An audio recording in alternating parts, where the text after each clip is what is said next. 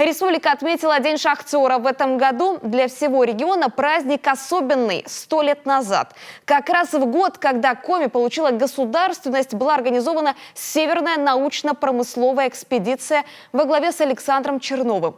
Именно ему удалось открыть Печорский угольный бассейн, который воркутинские горняки разрабатывают по сей день. В праздничные дни с рабочим визитом в Заполярье побывал и глава Коми. Подробнее Евгений Стокос.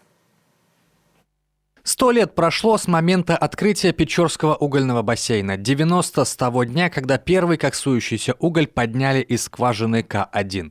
Много славных страниц в истории Коми связаны именно с добычей угля, а затем и нефти шахтным способом. Производственные рекорды, всесоюзные стройки, рабочие династии. Но не меньше страниц трагических. Глава республики Владимир Уйба, прибыв в главный шахтерский город Воркуту, перед всеми торжественными событиями первым делом возлагает цветы к мемориалу в честь горняков, погибших на шахте «Северная».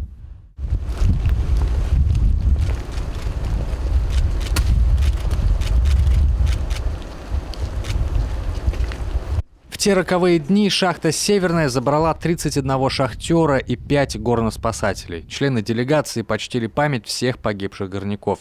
Этот мемориал – живое напоминание о том, что настоящий шахтер – это человек с железной волей, решительностью и мужеством. Не зря на празднике горнякам желают, чтобы подъемов было столько же, сколько спусков.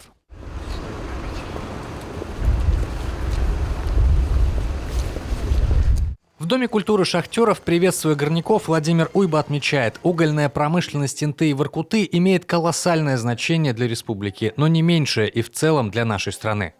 Именно воркутинский уголь принес не только славу, но и дал мощный импульс промышленному развитию нашего Коми-края.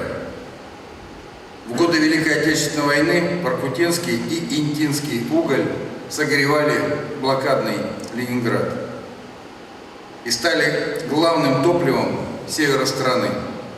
Не обходится и без торжественной части. Из рук главы государственные награды получают те воркутинцы, кто внес большой вклад в развитие республики через свой непростой труд.